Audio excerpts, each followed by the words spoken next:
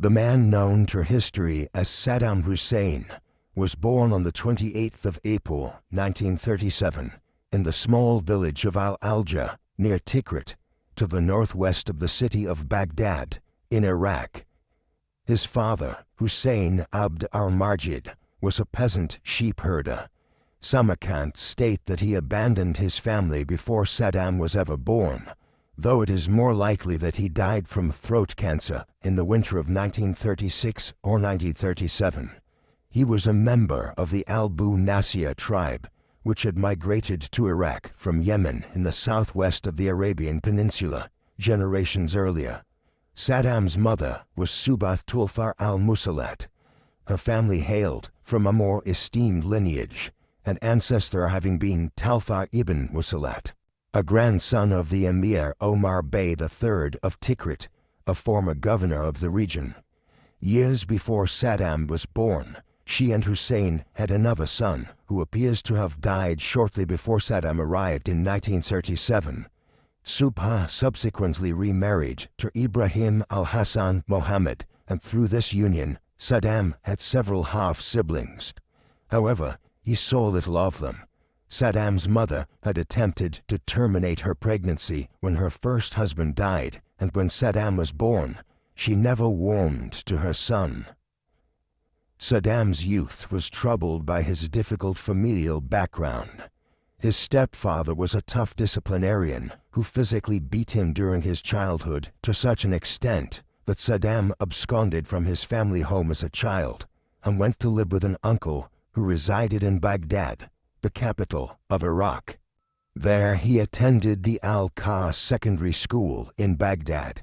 He was a relatively decent student, and he would eventually move on to begin studying law. His uncle, Haidar al-Talfa, was a major influence on him during these years, but Saddam never forgot his links to Tikrit, and many years later, when he emerged as the ruler of Iraq, he would promote his extended family members there to positions of considerable importance and authority. Hussein grew up during a period of immense change, not just in what is now modern-day Iraq, but across the Middle East. Most of the region had been ruled since the 16th century by a handful of powerful Islamic empires, specifically the Ottoman Empire or the Persians. Iraq and the regions to the north, west, and south of it, in what are now Turkey, Syria, Lebanon, Palestine, Israel, Jordan, and Saudi Arabia, had been controlled by the Ottomans. Their control over these territories was already declining rapidly by the early 20th century, but the entry of the Ottoman Empire into the First World War on the side of the Central Powers of Germany and Austria-Hungary led to the collapse of the Ottoman Empire by 1918.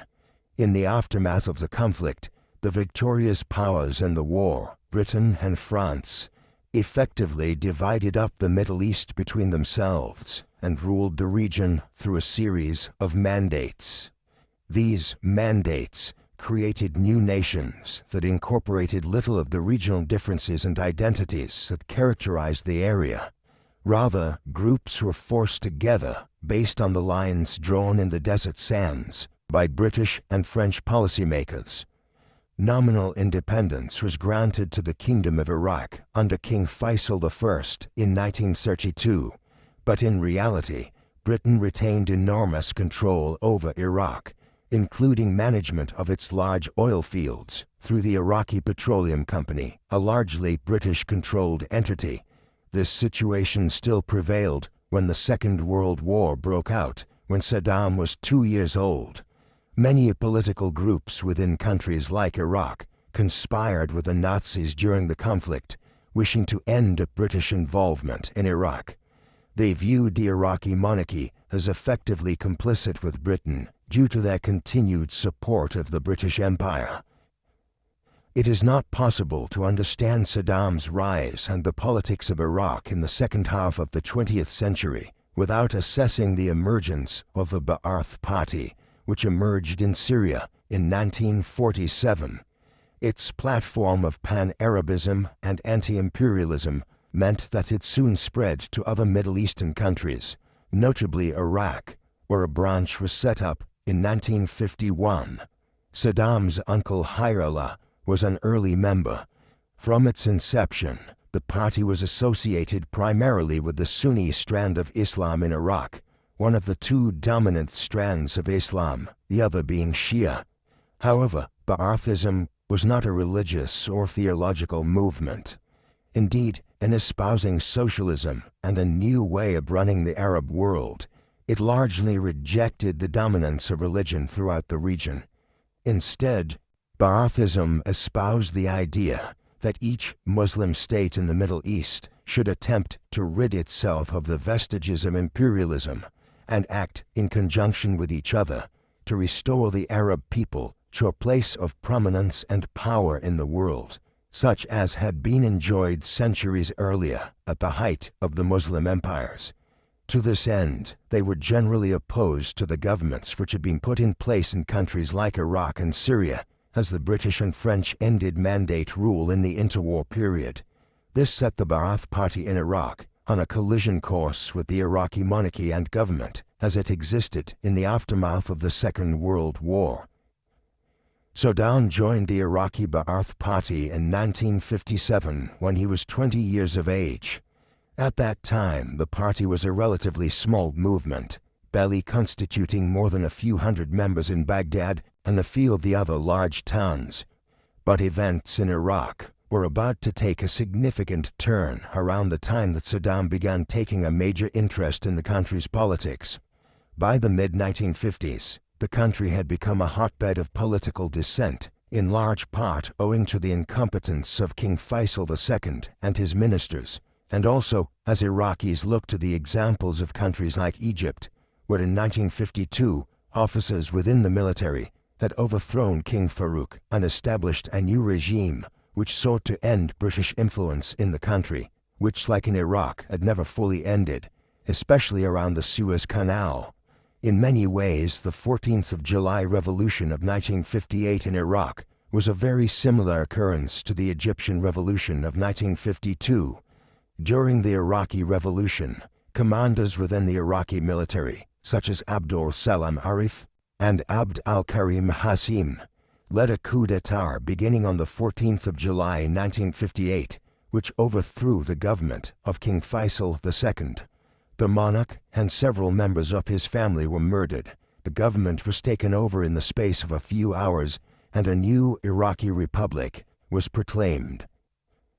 Despite its rather modest size, the Ba'ath Party had sufficient connections within Baghdad's politics that a handful of its more prominent members were involved in forming a new government under the army colonels in the summer and autumn of 1958. Consequently, while he was an unknown 21-year-old at this juncture, Hussein was nevertheless on the fringes of the country's high politics by the late 1950s. The government, which was formed in 1958, was wholly unstable. There were numerous different parties and entities competing for power, many of them rabidly opposed to the others. For instance, the Iraqi Communist Party quickly emerged as a strong antagonist of the Ba'ath Party, while Hassim, the army commander who had led the 14th of July revolution and who was the effective head of state of the new republic, was unwilling to join the United Arab Republic, an instrument of pan-Arabism which had been established by Egypt and resulted in a political union with Syria for several years. The Ba'athists were furious at Hassim's unwillingness in this regard and determined to assassinate him. Saddam was chosen as one of the assassins. They struck on the 7th of October 1959, as Hassim was traveling in a car through Al-Rashid Street in Baghdad, but despite Hassim being shot twice, the bullets hit him in the arm and shoulder, and he survived the attack. It has been speculated that the attack failed because Saddam began firing too early. He was shot in the leg himself by Hassim's security detail during the assassination attempt, but escaped from the scene. In the aftermath of the failed assassination attempt, the would-be assassins were smuggled out of Iraq to Syria, where Saddam quickly joined the Syrian branch of the Ba'ath Party. Back home in Iraq, Several individuals were arrested in connection with the failed assassination attempt, and show trials were carried out. For a time, Saddam relocated to Egypt and continued his law studies at the University of Cairo, though he would never complete his degree. He was there in 1963 when 2 coups occurred to the east. In March of that year, a branch of the military in Syria, which was controlled by the Ba'ath Party, launched a coup d'etat, which resulted in the establishment of Ba'athist Syria. 8 years later, one of the military officers involved, Hafez al-Assad, would rise to rule Ba'athist Syria. The al-Assad family has continued to control Syria to the present. This was preceded weeks earlier by the Ramadan Revolution in Iraq, when elements within the Iraqi army, led by the Ba'athists, overthrew Hassim's government and seized power. However, they only held power for 9 months before one of Hassim's former allies from the 1958 coup, Abdul Salim Arif, seized power in Baghdad and purged the Ba'athists from the government. By the time the counter-coup of November 1963 occurred, Saddam was back in Iraq, having left Egypt shortly after his party came to power the previous February. Following the November 1963 coup and the purging of the Ba'athists, he elected to remain in Iraq and continued to operate in the capital with cells of the remaining Ba'athist party members. He was duly arrested in 1964 and found guilty of involvement with a prohibited political party, for which he was sent to jail for several years. Saddam was also implicated in a plot to kill Arif, and this led to his imprisonment in October 1964. However, his stint in prison would be shorter-lived than the Iraqi state had intended. He escaped after just 2 years of his sentence in 1966. It was from this juncture that Saddam, now nearing his 30th year, began to rise within the Iraqi Ba'athist movement. Shortly after his prison escape, he was appointed as a regional commander of the party, one who was quickly acknowledged to be a good organizer, who could grow the party even during a period when schisms were emerging within it, concerning the level of involvement which it should continue to have with the Soviet Union and other Marxist-Leninist states. By this time, Saddam was also married and starting a family. In 1963, shortly after his return from Egypt, but before his arrest and imprisonment, he had married Sajida Talfa, his first cousin. This was an arranged marriage to his uncle's daughter. It soon resulted in children.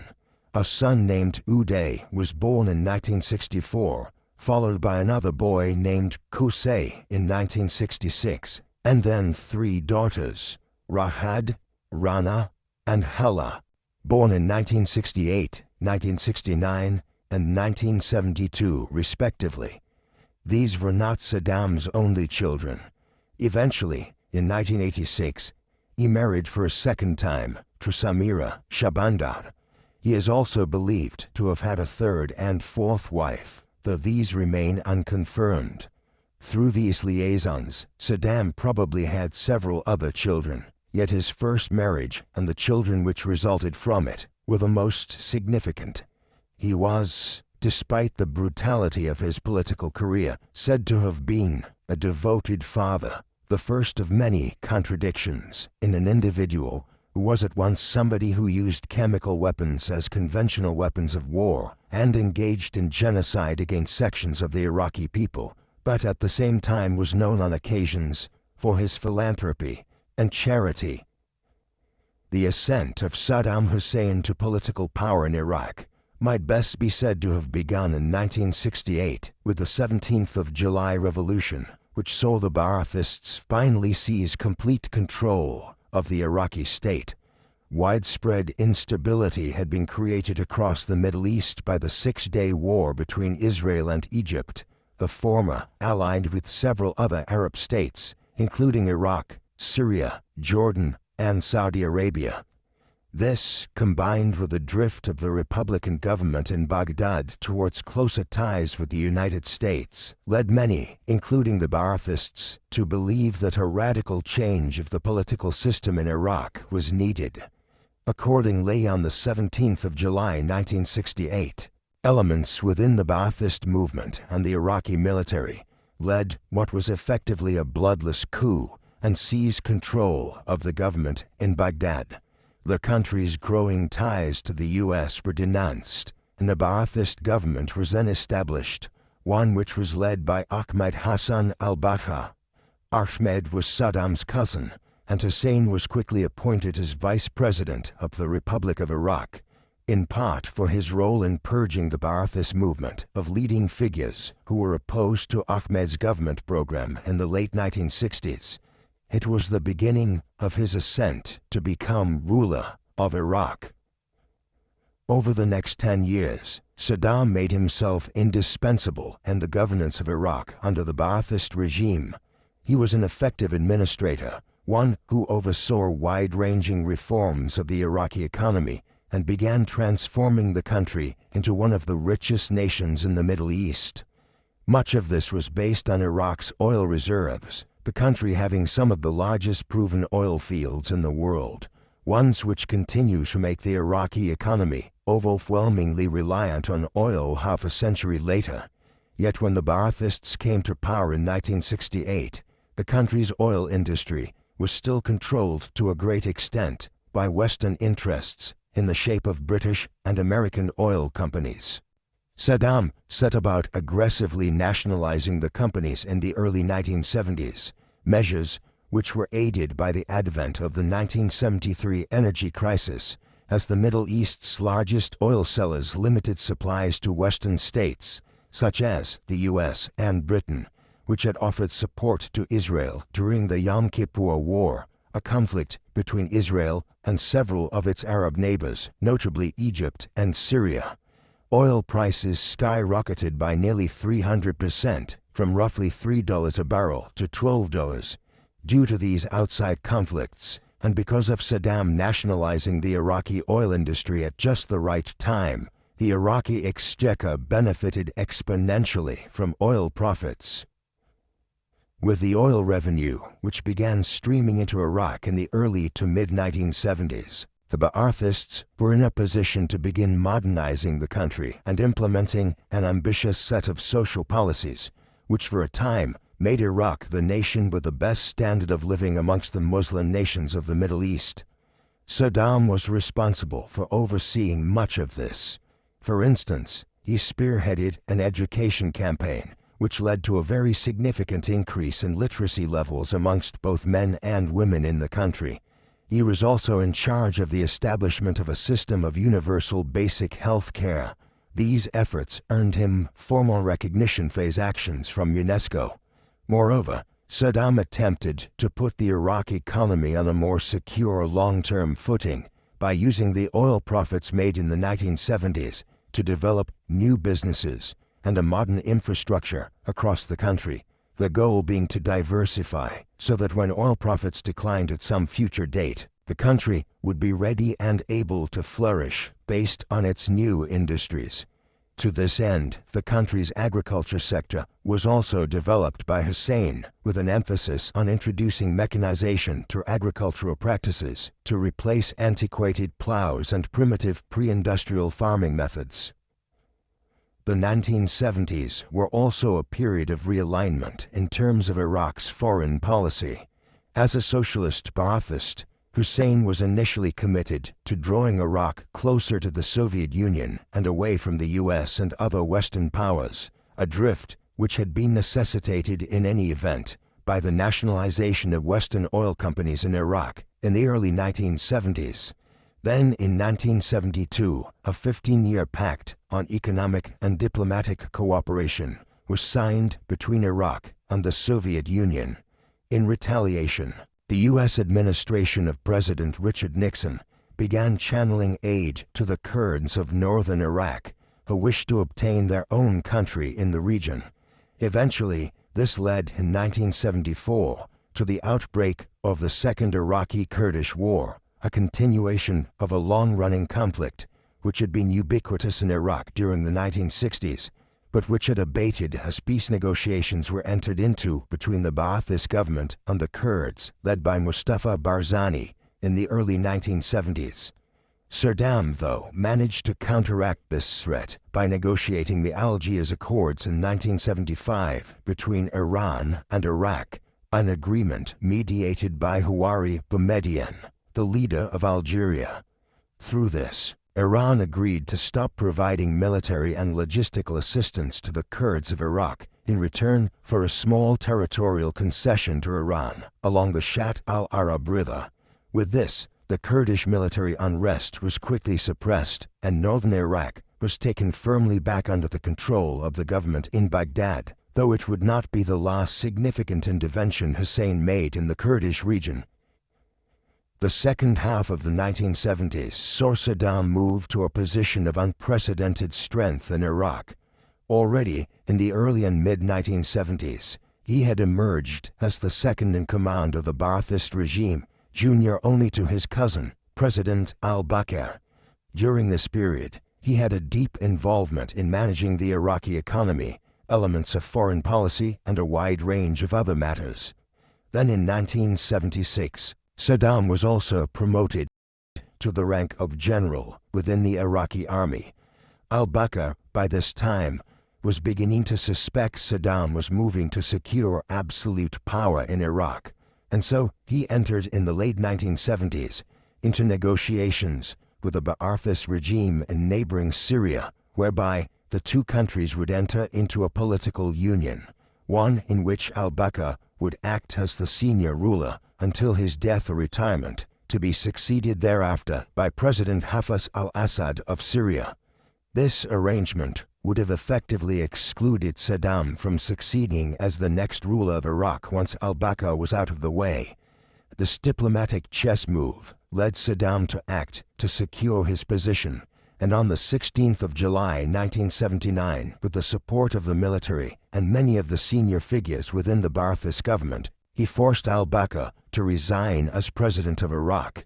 Saddam then assumed the role of head of state that same day in a bloodless coup.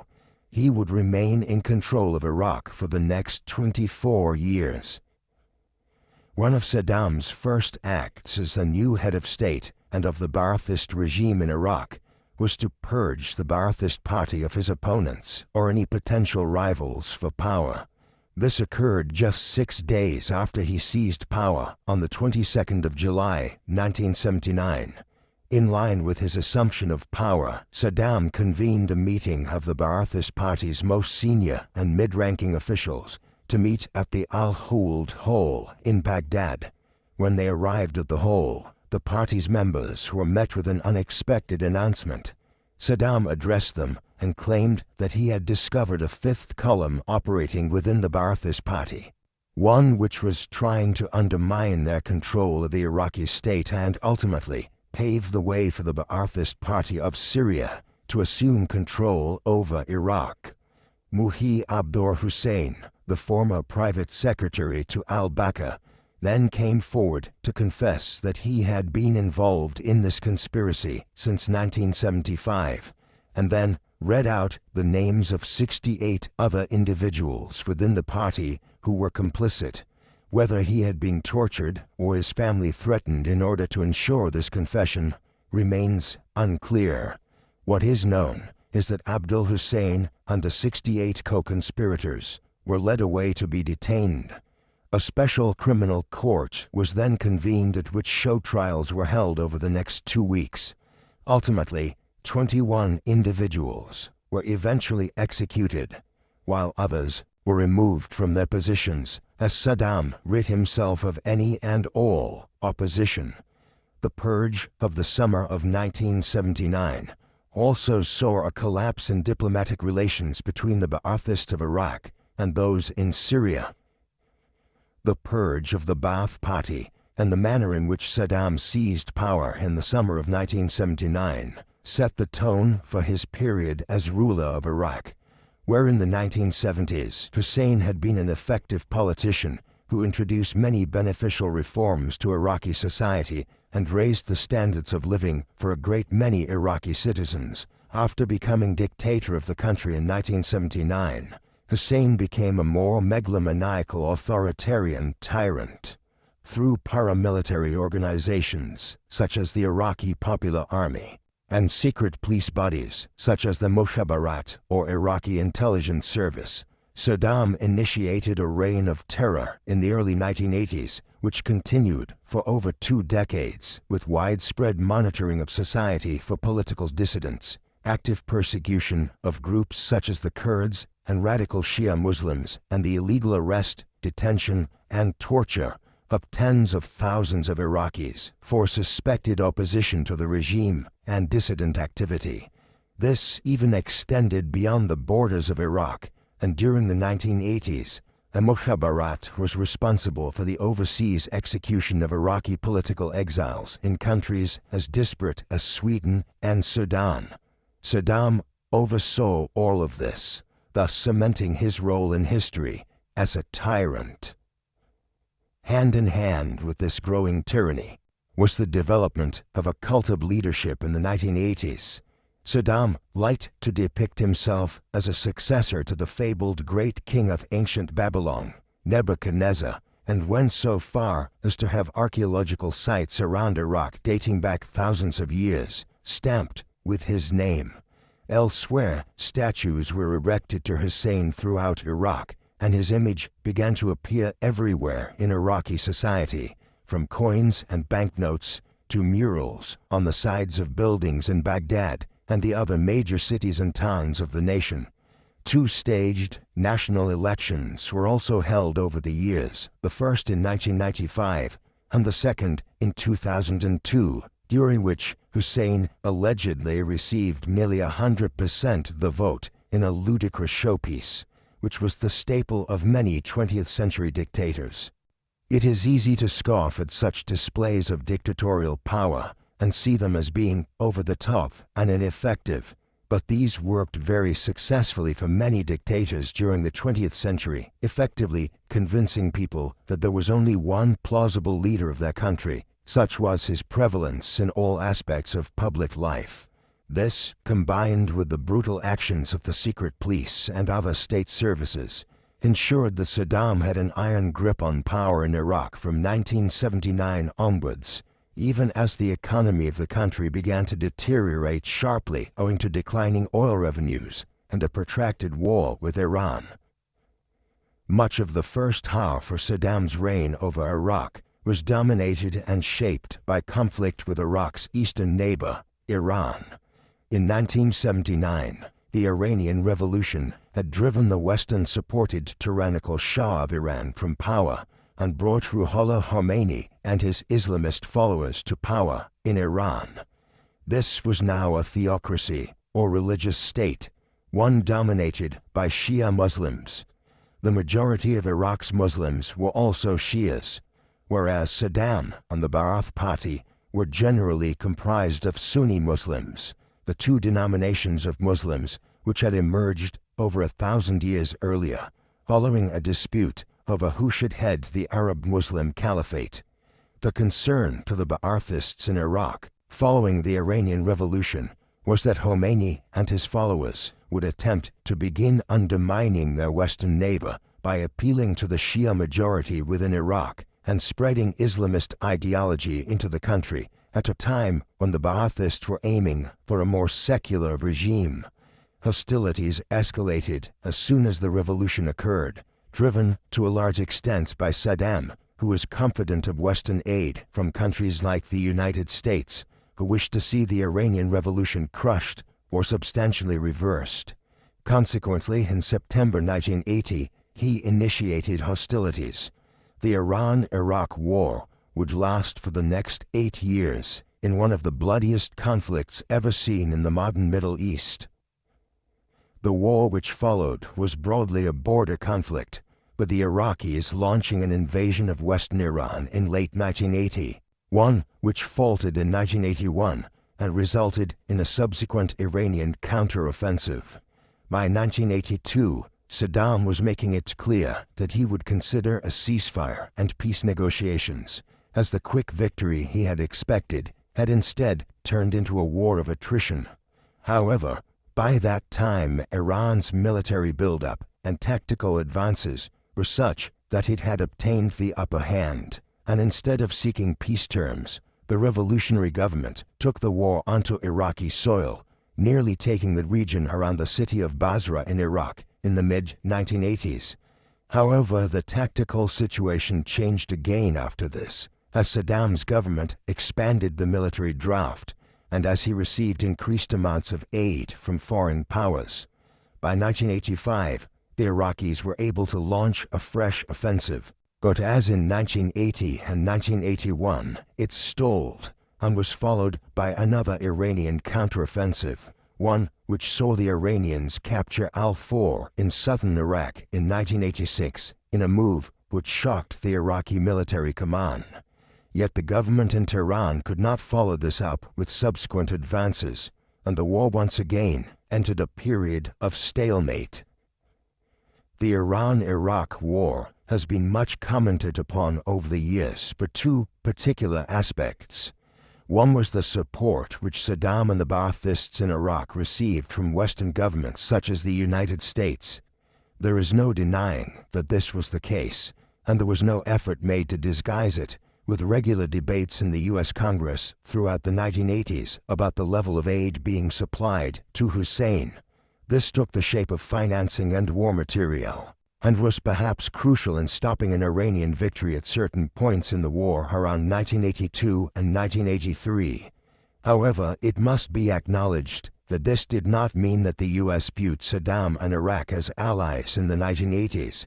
It was more the case that they perceived Iran as the greater of the two evils, and were willing to supply Iraq with support to avoid an Iranian conquest of Iraq.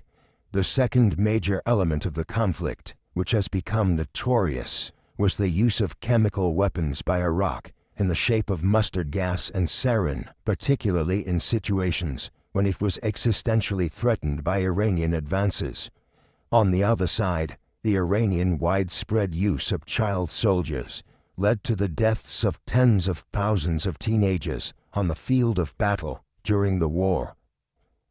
Eventually, the war came to an end. Although throughout much of the conflict Iran had had the upper hand, and indeed had obtained it again in 1986 and 1987, war weariness was setting in at home, and Iran's resources and sheer manpower were becoming depleted within the army. It also seemed unlikely that a killer blow could be struck against Iraq. It was in this context that Saddam sent a warning to Tehran that he would commence a new bombing campaign and widespread use of chemical weapons in 1988 if Iran did not enter talks.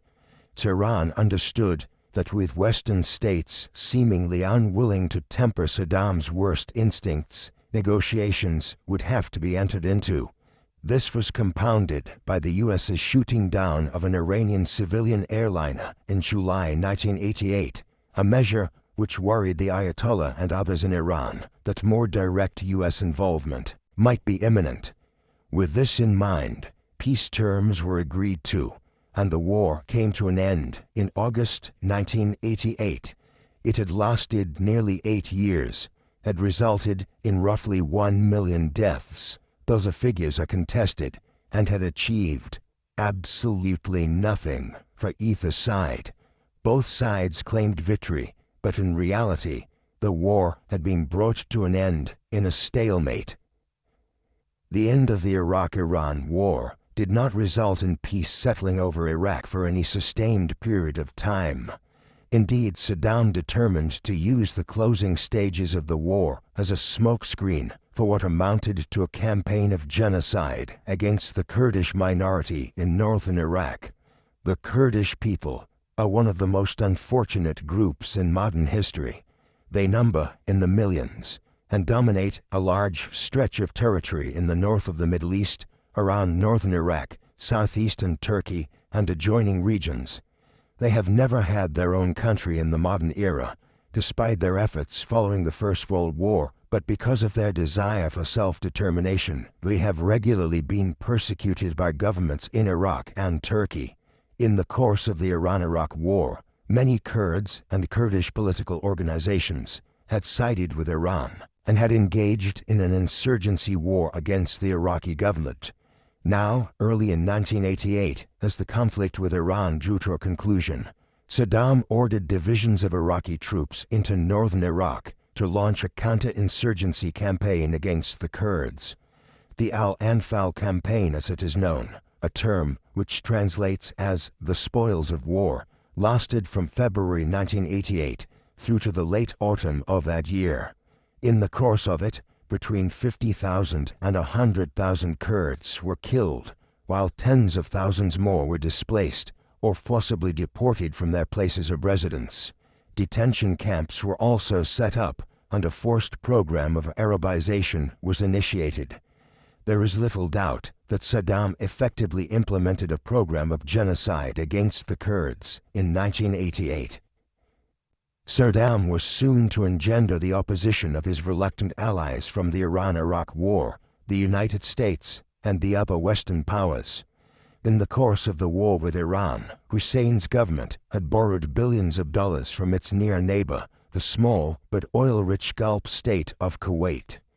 It was possibly owing to Iraq's complete inability to repay this money that Saddam determined, not long after the war with Iran ended, to invade Kuwait.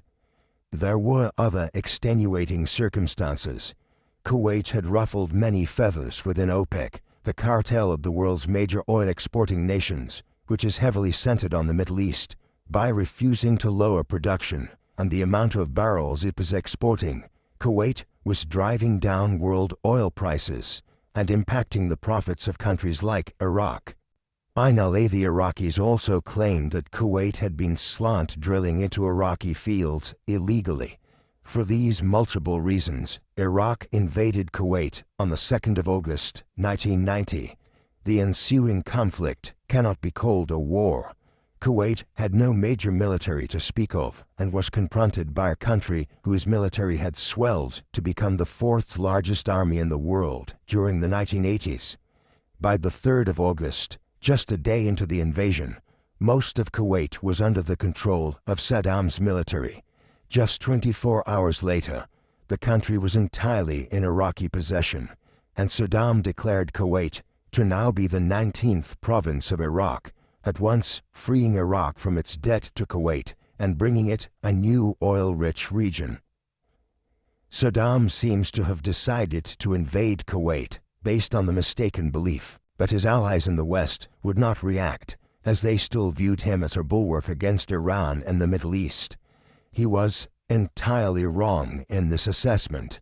Within days, the United States and its allies, who by the summer of 1990 were effectively in charge of the world order as the Soviet Union collapsed and the Cold War came to an end, were placing economic and diplomatic sanctions on Iraq. A naval blockade of the Persian Gulf followed, which crippled Iraq's ability to export the oil on which Saddam depended to run the country and support its huge military machine. Diplomatic tensions were ratcheted up by the British Prime Minister, Margaret Thatcher, who convinced the U.S. President George Bush to take a strong stance against Saddam. For his part, Saddam claimed that he would be willing to consider withdrawing from Kuwait if other territorial issues in the Middle East, such as the Israeli occupation of Palestinian territory, were resolved in tandem, a dispensation which he knew would not be acceptable to Washington. He further inflamed tensions in mid to late August by refusing to allow Westerners who were in Iraq to leave the country, and even appearing on television broadcasts with what were effectively British prisoners. All of this was sufficient for the US, Britain, and others to begin formulating plans for a counter-invasion of Kuwait in response to Iraqi aggression. Saudi Arabia, an oil-rich kingdom and rival to the south, would be used as a staging ground for the campaign. The First Gulf War got underway after months of planning in January 1991. An aerial bombing campaign was undertaken on the 16th of January, and a land invasion followed.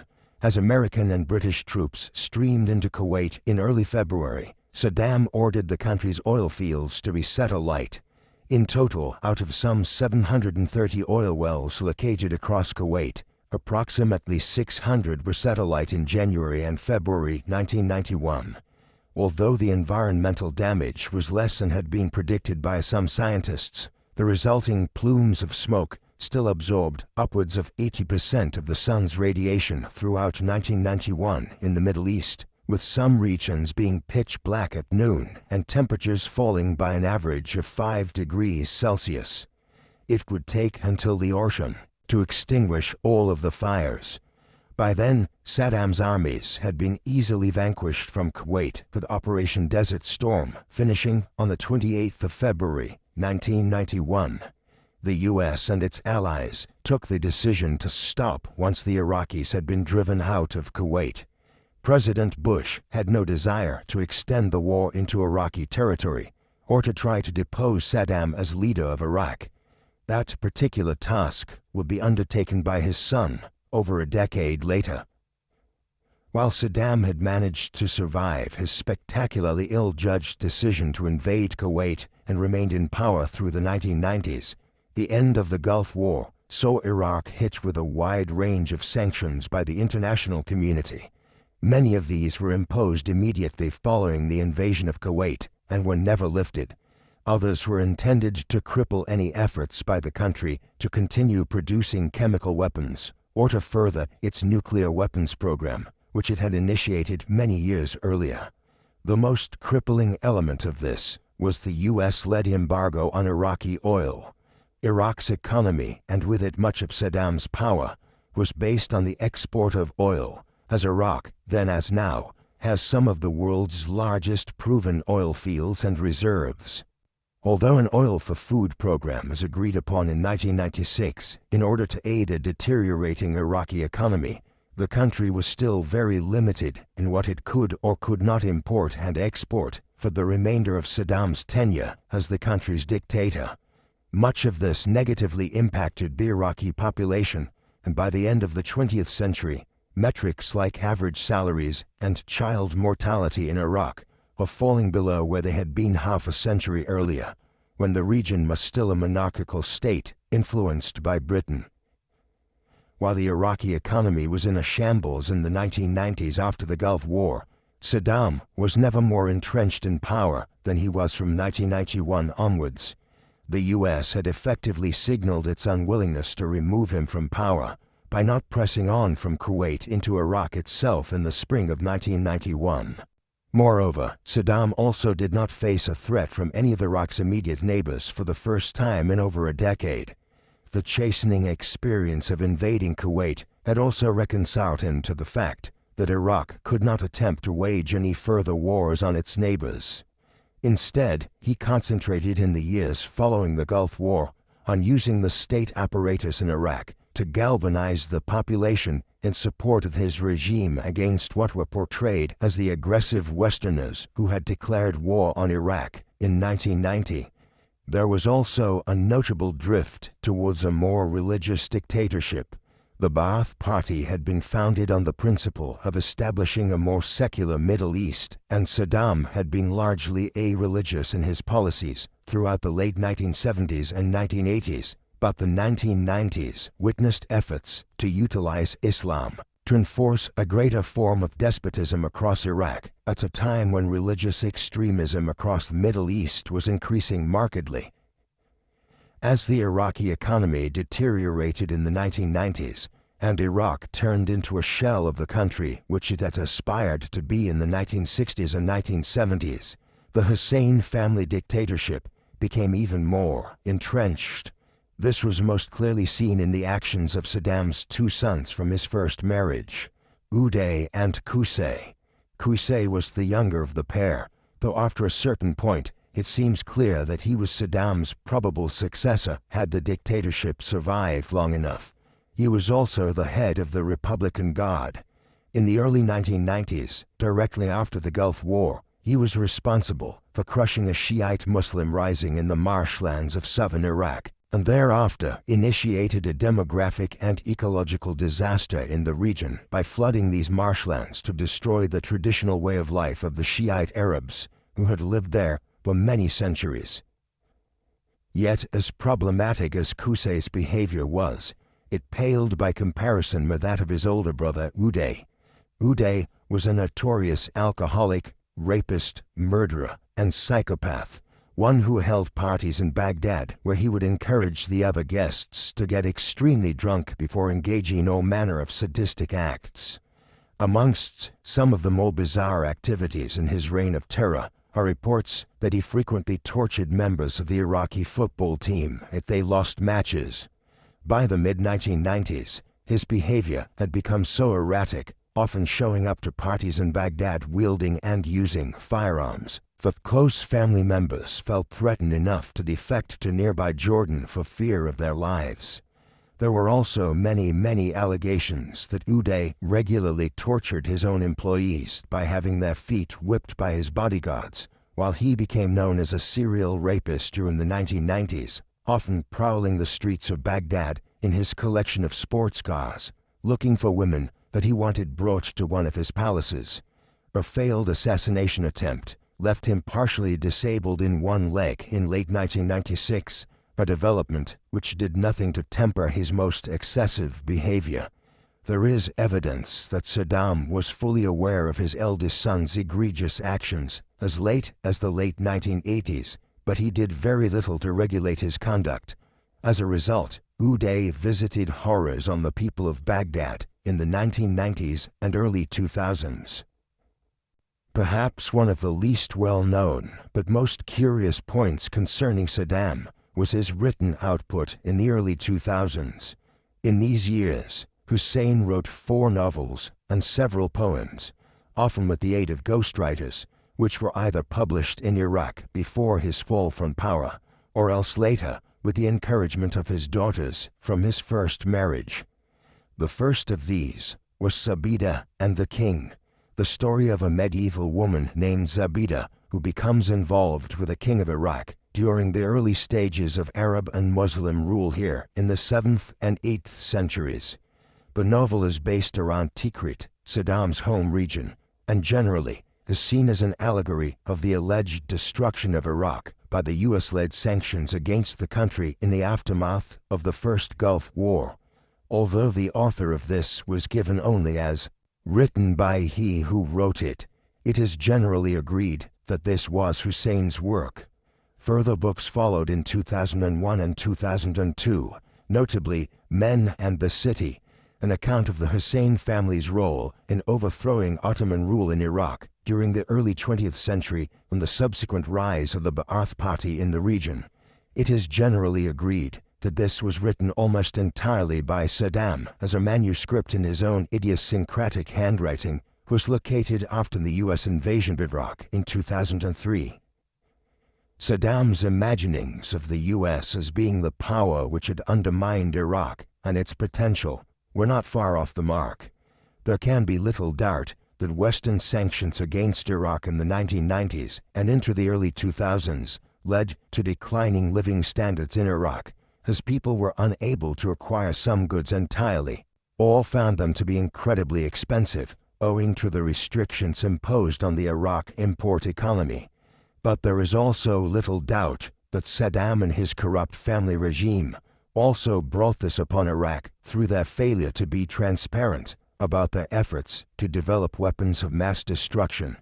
The degree to which economic and political sanctions were to be imposed on Iraq after the First Gulf War was always tied to whether Saddam and his regime would divest the country of all such weapons.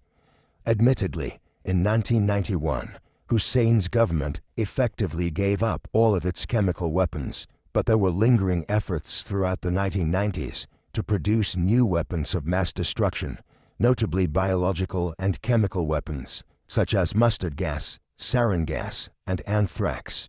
UN inspectors in the mid-1990s discovered that chemicals and compounds like this had been produced in Iraq in the years after the Gulf War and most likely tested on prisoners from Abu Ghraib prison near Baghdad. Yet subsequent UN inspections were clear that Saddam's regime had no major effective way of deploying weapons of mass destruction of any kind against foreign nations.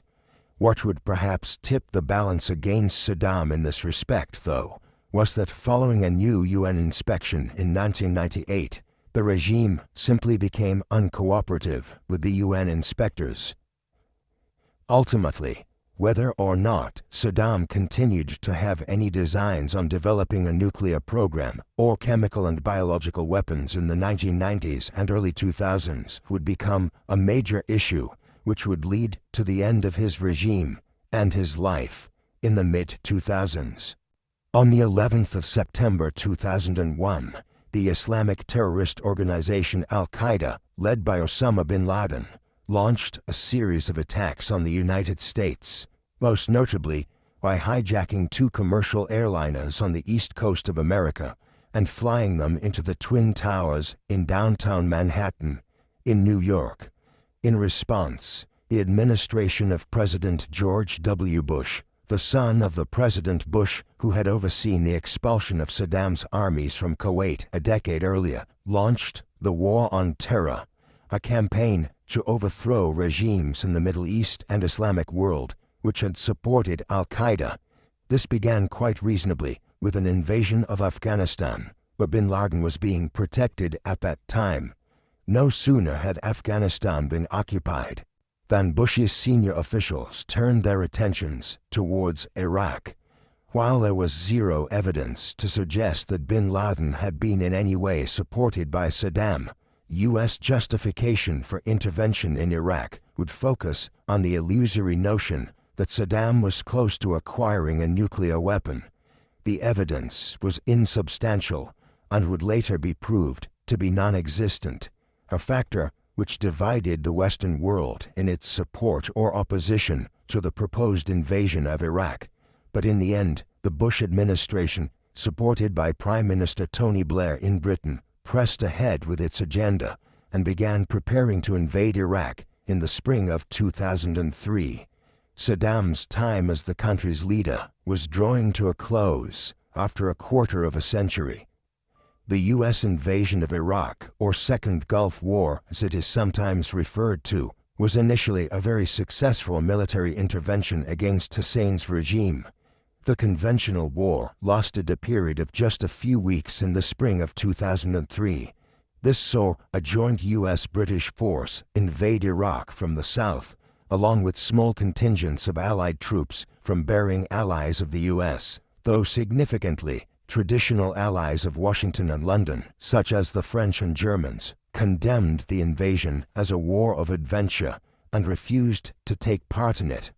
A bombing campaign commenced in mid-March 2003, codenamed Shock and Awe, before the coalition forces, consisting of upwards of 500,000 men, plus the Peshmerga Kurds and other disaffected groups within Iraq itself, which allied with the U.S. as part of the campaign, moved into southern Iraq.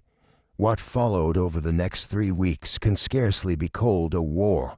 The Iraqi armed forces, though nominally quite strong and numerous, utterly collapsed when confronted by the forces of the world's foremost military power.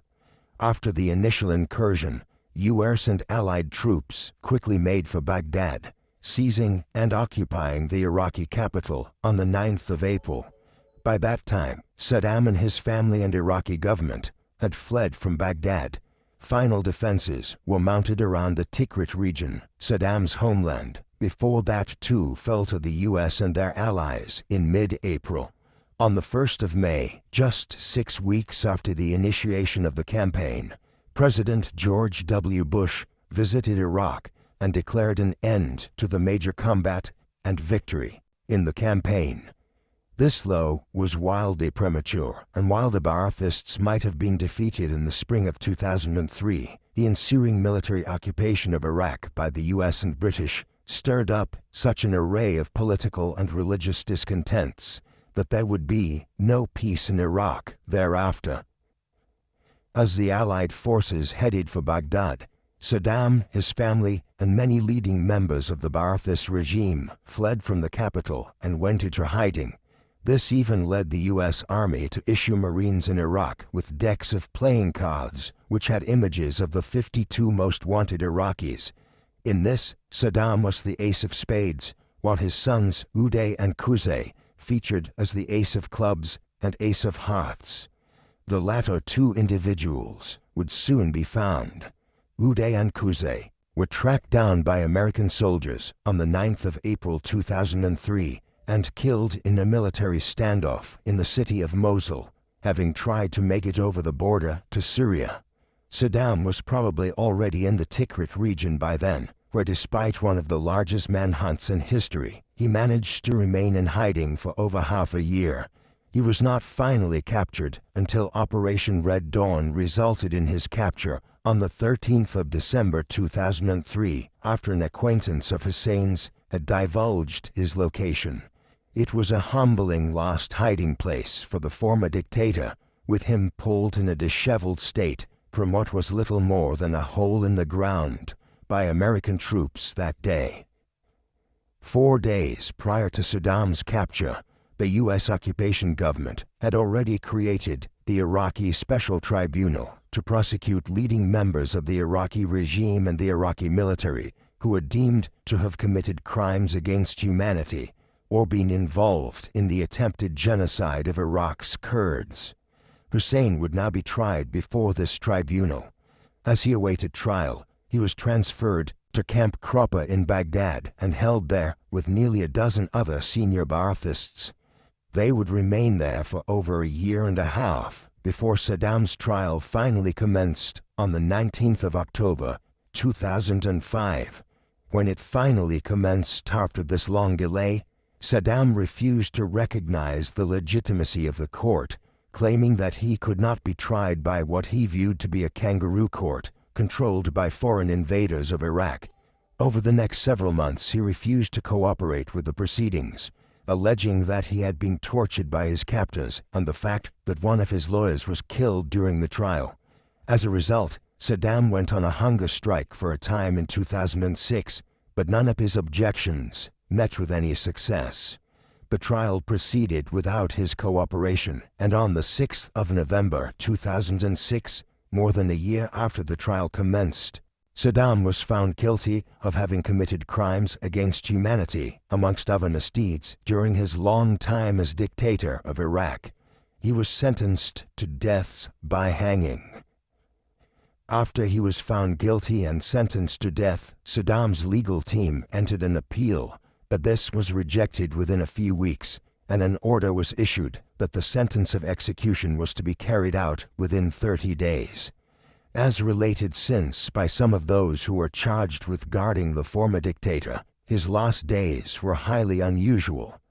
Those involved were a group of a dozen members of the 551st Military Police Company. Members recounted how Saddam spent his final days eating muffins and listening to Mary J. Blige records, while intermittently regaling his captors with stories about his time as ruler of Iraq. He was also provided with a small garden plot, which he weeded regularly. Some of his old traits as dictator were still evident. When he requested an omelette for breakfast, he insisted on sending it back if the outside was torn in any fashion while removing it from the pan. Other than this, he spent much time on an exercise bike, which he insisted on calling his pony. It was a peculiar last chapter to his life.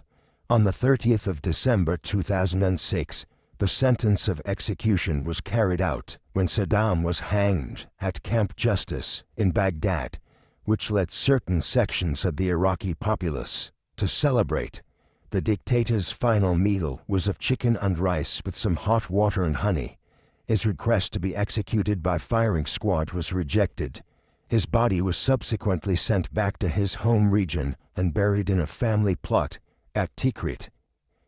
Despite the best hopes of many within the U.S. administration that the execution of Saddam and the full dismantling of the Ba'athist regime would bring about a transformation of the country into a fully functioning democracy, no such metamorphosis was to occur.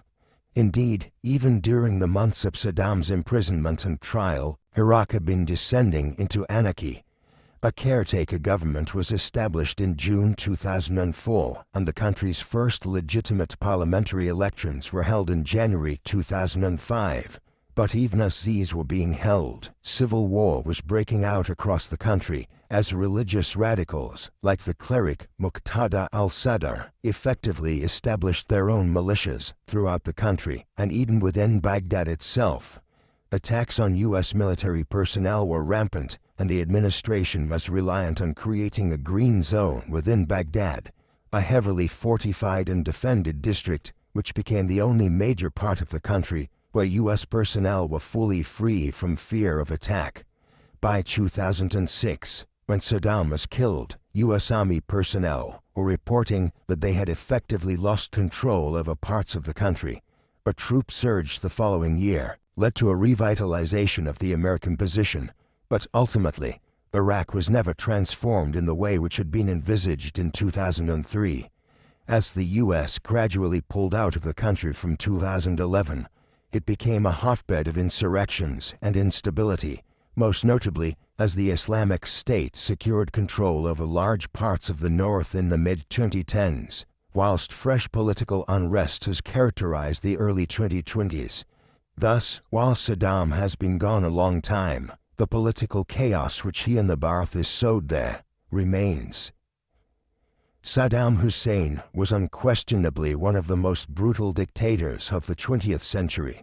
He rose on the back of the Ba'athist movement in the 1960s and 1970s, a political movement which, for all its sins, at least originally had some ideological basis to it in its pan-Arab and socialist outlook. Saddam, by way of contrast, had no ideological grounding other than the attainment of power. In the course of the 1970s, he began monopolizing it, and from the late 1970s onwards, he was the de facto dictator of Iraq. His tenure of that position was disastrous for the Iraqi people and for the people of several neighboring countries.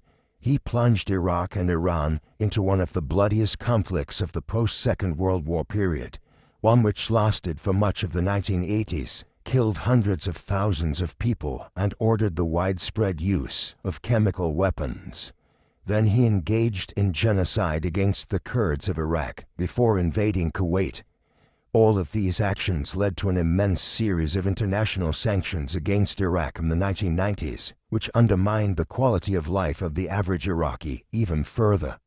The last 10 years of his tenure were characterized by a growing despotism personified in the brutal behavior of his sons and other members of the regime.